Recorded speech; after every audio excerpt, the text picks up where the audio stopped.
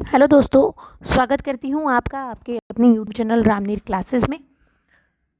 आज इस वीडियो में मैं आपके लिए लाई हूँ गणित की उपचारात्मक शिक्षण कार्य पुस्तिका कक्षा 9 का कार्यपत्रक 1 का हल। तो देखिए, जो हमारे विद्यालयों में हमें उपचारात्मक शिक्षण की कार्य पुस्तिका दी गई है, ये सभी बच्चों को उपलब्ध नहीं हुई है, कुछ बच्चों को उपलब्ध हुई है।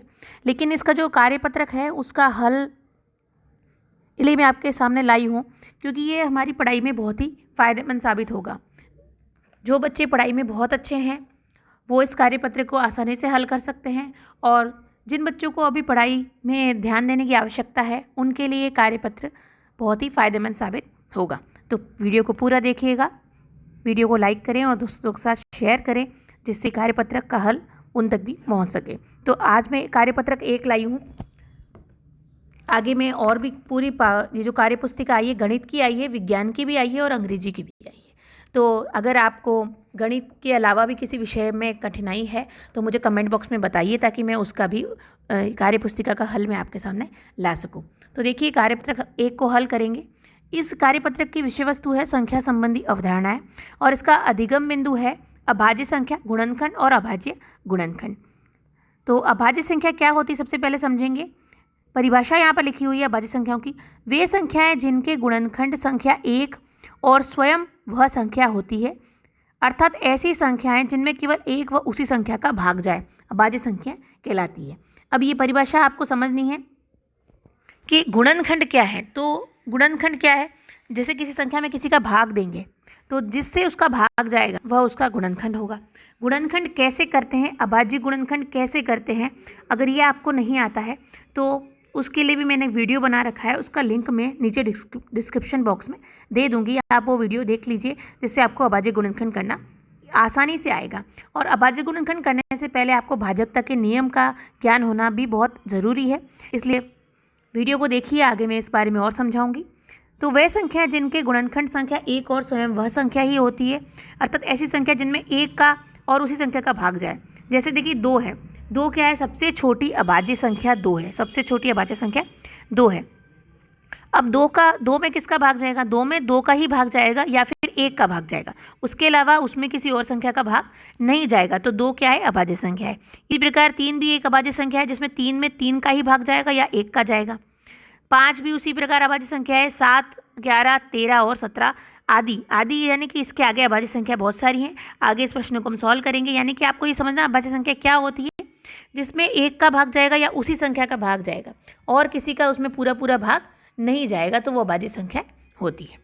अब देखिए, क्वेश्चन दे रखा है आपको, प्रश्न संख्या 1 है, क्या 49 यानी 49 एक अभाज्य संख्या है, यदि नहीं तो क्यों, लिखिए। ठीक है। दूसरा क्वेश्चन दिया है, दी गई संख्याओं में अभाज्य संख्या पर वृत्त लगाइए या घेरा लगाइए। तो ये जो संख्या दे रखी है इनमें आपको अभाज्य संख्या को छांटना है। तीसरा प्रश्न है, 21 से 50 तक की संख्याओं में अभाज्य संख्याओं पर वृत्त या घेरा लगाइए। ठीक है, तो चलिए इसका हल देखते हैं पहले, उसके बाद हम अभाज्य गुणनखंड की बात करेंगे। ठीक है, तो देखिए कार्यपत्रक 1 इसका हल में लेके आई हूँ। क्या 49 एक अभाज्य संख्या है, यदि नहीं तो क्यों। तो ये 49 एक अभाज्य संख्या नहीं है। ठीक है, नहीं है तो क्यों नहीं है, क्योंकि 49 में आप भाग लगाइए 7 का, तो 7 का भाग पूरा पूरा जाता है, 7 7 49।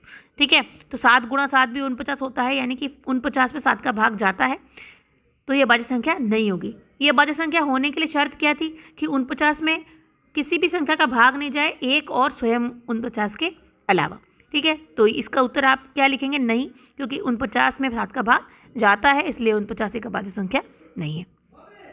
दूसरा प्रश्न था, दी गई संख्याओं में से अभाज्य संख्या पर वृत्त लगाइए। अब देखिए अभाज्य संख्या कौन कौन सी है, तो 11 सबसे पहले अभाज्य संख्या होगी। ठीक है, 11 में 11 का भाग जाएगा और किसी का नहीं जाएगा। फिर 21 है तो 21 में भाग जाता है 7 और 3 का, 7 3 21। 35 में जाएगा, 7 पंजे 35 होता है। फिर 67 यानी 67, 67 में किसी और संख्या का भाग नहीं जाएगा, तो 67 पे भी आपको ये सर्कल मैंने लगा रखा है।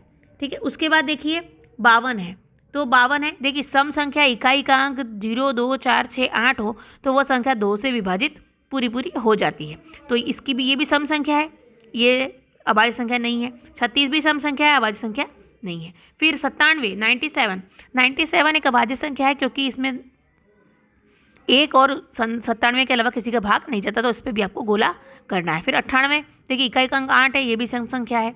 42 भी इकाई का अंक 2 है, 0, 2, 4, 6, 8 को याद रखना है, तो ये भी सम संख्या है, ये भी सम संख्या है यानी भाज्य है। 23 है, 23 देखिए 2 और 3 23, तो 23 में भाजकता का कोई भी नियम नहीं लगता, यानी कि इकाई का अंक भी सम संख्या नहीं है। फिर 3 की भाजकता का देखिए, 3 की भाजकता का नियम क्या कहता है कि संख्या के अंकों का योग करने पर वह संख्या 3 से विभाजित होनी चाहिए। तो यहाँ अंकों का योग कीजिए, 3 और 2 5 होगा, तो 3 के पाड़े में 5 नहीं आता, तो 3 से विभाजित नहीं होगी। 5 के लिए इकाई का अंक 0 और 5 होना चाहिए, यानी कि 5 से विभाजित नहीं होगी, तो ये 23 एक अभाज्य संख्या है। फिर 89 है, 89, ये भी एक अभाज्य संख्या है। आप इसके गुणनखंड करेंगे तो ये सिर्फ उसी संख्या से भाज्य होगा, इसलिए वो अभाज्य संख्या है। 88 सम संख्या है, 72 भी सम संख्या है, 7 अभाज्य संख्या है, जैसे ऊपर मैंने बताया था आपको। 61 भी एक अभाज्य संख्या है। 10 यहाँ पर सम संख्या है, इसमें 5 का और 2 का भाग जाता है। 41 एक अभाज्य संख्या है। 70 में इकाई का अंक 0 है, तो ये 2 से भाग चला जाएगा 35 बार, फिर 35 का आप करेंगे तो 5 से जाएगा 7 बार, और फिर 7 से करेंगे तो 1 बार जाएगा। 81 99 81 होता है। 92 है, इकाई का अंक 2 है, 2 से विभाजित हो जाएगी। फिर 67 देखिए ऊपर आ चुकी है एक बार, तो ये अभाज्य संख्या है। 79 79, तो ये भी एक अभाज्य संख्या है, और 29 भी एक अभाज्य संख्या है। तो यहाँ अभाज्य संख्याओं पे आपको व्रत लगाना था। क्वेश्चन नंबर 3 है, 21 से 50 तक की संख्याओं में अभाज्य संख्याओं पर व्रत या घेरा लगाइए। तो 21 से 50 तक की अभाज्य संख्या देखनी है, तो 21 22 तो अभाज्य संख्या नहीं है। फिर 23 है, 24 25 26 नहीं है, क्योंकि 24 में 2 इकाई का अंक 4, देखिए 0 जो सम संख्या होगी वो तो भाज्य ही होगी। फिर 25 में 5 का भाग जाता है। फिर 27 है, तो 9 या 27 होगा। 28 में इकाई का अंक 8 है, 2 का भाग जाएगा। फिर है 29 एक अभाज्य संख्या है। 30 में जाएगा, 31 में भाग नहीं जाएगा, तो 31 एक अभाज्य संख्या है। 32 देखिए इकाई का अंक 2 है, तो 2 से विभाजित हो जाएगी। 33 है, तो ये 3 से विभाजित हो जाएगी। 34 इकाई का अंक 4 है, 2 से विभाजित हो जाएगी। 35 भी है, 7 पंजे 35 हो जाएगा। फिर 18 36 है, 36 भी अभाज्य संख्या नहीं है। 37 एक अभाज्य संख्या है, तो 37 पे आपको गोला करना है। 38 इकाई का अंक 0 2 4 6 8 मैंने बता दिया आपको, ये सम संख्या हो गई। 39 है, तो देखिए 39 में किसका भाग जाएगा, 3 का जाएगा, क्योंकि 9 और 3 12 होता है, तो 3 के पाड़े में 12 आएगा, तो 39 भी एक अभाज्य संख्या नहीं है। 40 भी सम संख्या हो गई। 41 एक अभाज्य संख्या है, गोला करना है। 42 अभाज्य संख्या नहीं है। 43 एक अभाज्य संख्या है। फिर 44 2 का जाएगा। 45 में भी 5 का जाएगा या 3 का जाएगा। 46 में भी 2 का चला जाएगा। 47 एक अभाज्य संख्या है, गोला करना है आपको 47 पे। फिर 48 सम संख्या हो गई। फिर 49 49 ऊपर बता दिया था, 7 का भाग जाएगा। 50 में भी जाएगा, 2 का भी जाएगा, 5 का भी जाएगा, 10 का भी जाएगा। ठीक है, तो ये थी अभाज्य संख्या की बात कर ली हमने। अब देखिए आगे अभाज्य गुणनखंड की बात करेंगे। अभाज्य गुणनखंड क्या होंगे? किसी भी संख्या के वे सारे गुणनखंड जिसमें केवल अभाज्य संख्याएं हैं अभाज्य गुणनखंड कहलाएंगे। यानी कि गुणनखंड होंगे जिसमें अभाज्य संख्या ही होंगी, भाज्य संख्या नहीं होंगी, वो अभाज्य गुणनखंड कहलाएंगे। जैसे 24 के गुणनखंड कहें तो 24 के गुणनखंड इसने इस प्रकार करेंगे, 2 गुणा 12 24 होता है, 12 दूनी 24, 6 चौक 24 होता है, 8 तिया भी 24 होता है। फिर अब देखिए यहाँ पर क्या किया इसने, 12 का गुणनखंड वापस कर दिया, 2 गुणा 6, ठीक है। फिर यहाँ पर 4 का 2 गुणा 2 कर दिया। फिर 8 का किया, 4 दूनी 8 हो गया। अब ऐसे आपको नहीं करने आता है तो बहुत ही आसान तरीका बताती हूँ मैं आपको। देखिए यहाँ लिखना है 24, ठीक है। फिर आपको यहाँ इकाई का अंक क्या दिख रहा है, 4 है, तो यहाँ 2 का भाग लगाना है। फिर 2 एकम 2 और 2 दूनी 4, यानी 12 दूनी 24 होता है। फिर 2 का जाएगा क्योंकि इकाई का अंक 2 है। फिर क्या होगा, 6 दूनी 12 होगा। फिर 2 3 दूनी 6 होगा। फिर 3 और ये हो जाएगा 1। तो यहाँ पर हो जाएगा 2 गुणा 2 गुणा 2 गुणा 3। तो आप नीचे देखिए अंतिम में क्या है, 2 गुणा 2 गुणा 2 गुणा 3, यानी कि 24 के गुणनखंड हो जाएंगे 2 गुणा 2 गुणा 2 गुणा 3। इस प्रकार आप अभाज्य गुणनखंड कर सकते हैं। नीचे देखिए लिखा है 2 गुणा 2 गुणा 2 गुणा 3 गुणनखंड 24 के अभाज्य गुणनखंड हैं, जिसमें 2 और 3 अभाज्य संख्याएं हैं। देखिए अभाज्य संख्याएं हैं तभी ये अभाज्य गुणनखंड कहलाएंगे। तो अभाज्य गुणनखंड को समझ लिए। आगे देखिए इसी के आधार पर प्रश्न संख्या 4 देखिए, सही उत्तर कोष्टक में लिखिए। तो 16 के अभाज्य गुणनखंड है, 16 के अभाज्य गुणनखंड आपको करने होंगे, तो कैसे करेंगे वैसे ही 16 का पहले 2 का जाएगा 8 आएगा, 8 दूनी 16 होता है, फिर 2 का जाएगा 4, 4 दूनी 8 होता है, फिर 2 का जाएगा 2 दूनी 4 और फिर 2 का जाएगा तो 1। क्या हो गया 2 गुणा 2 गुणा 2 गुणा 2, यानी कि 2 कितनी बार 4 बार। अब देखिए कौन से ऑप्शन में ये सही है, ऑप्शन नंबर स यहाँ पर सही हो जाएगा, 2 गुणा 2 गुणा 2 गुणा 2। ठीक है, अब इसी प्रकार देखिए 56 के हैं, तो 56 के आपको करने हैं, तो 56 के कैसे करेंगे आप देखिए 56 के पहले 2 का जाएगा, फिर क्या हो जाएगा 2 का भाग लगाइए 5 में, कितनी बार जाएगा 2 बार, 2 दूनी 4, 1 बचा, पास में रखा 16 हुआ, 8 दूनी 16, फिर 2, फिर 14 आ जाएगा, 14 दूनी 28 होता है, फिर 2 का आएगा 7 दूनी 14 होता है, फिर 7 का जाएगा तो 1। ये क्या होगा 2 गुणा 2 गुणा 2 गुणा 7। अब देखिए कहाँ लिखा है 2 गुणा 2 गुणा 2 गुणा 7, तो स में लिखा है, यहाँ पर भी स बिल्कुल सही हो जाएगा। तीसरा है 70 के अभाज्य गुणनखंड करना है, 70 के अभाज्य गुणनखंड करिए, क्या हो गया देखिए 70, तो इकाई का अंक 0 है तो 2 से जाएगा, 35 दूनी 70 हो जाएगा, फिर 3 का जाएगा नहीं 35 में, 5 का जाएगा, 5 सत्ते 35, फिर 7 का जाएगा तो 1 आ जाएगा। तो 2 गुणा 5 गुणा 7 करना है आपको। यहाँ पर देखिए 2 गुणा 5 गुणा 7 कहाँ लिखा है, 2 गुणा 7 गुणा 5, ये ब में लिखा है, तो यहाँ पर आपको ब लिख देना है। पांचवा है मिलान कीजिए। अब ये संख्या दिया है और इनके अभाज्य गुणनखंड दिए हैं, तो आपको ऐसे छोटे बच्चों की तरह लकीरें नहीं खींचनी है, आपको यहाँ गुण ऐसे ऐसे नहीं करना है, आपको यहाँ पर अभाज्य गुणनखंड करके देखने हैं 38, 28, 90। तो मैंने आपको करके बता रही हूँ मैं आपको अगले पेज पे। देखिए ये आपके कार्यपत्र का हल मैंने लिखा है, आपको इससे भी देख सकते हैं। अब हल करना है, पहले 38 का और 28 और 90 का करते हैं। ठीक है, तो मैंने यहाँ पर कर रखा है, देखिए 38 का कर रखा है। ठीक है, 38 का कैसे करेंगे, तो 2 का भाग जाएगा 19, फिर 19 एकम 19, तो 38 के क्या हो जाएंगे 2 गुणा 19 हो जाएंगे। ठीक है, ये 2 गुणा 19 38 के, यहाँ पर 2 गुणा 19 हो गए। ठीक है, फिर आगे देखिए,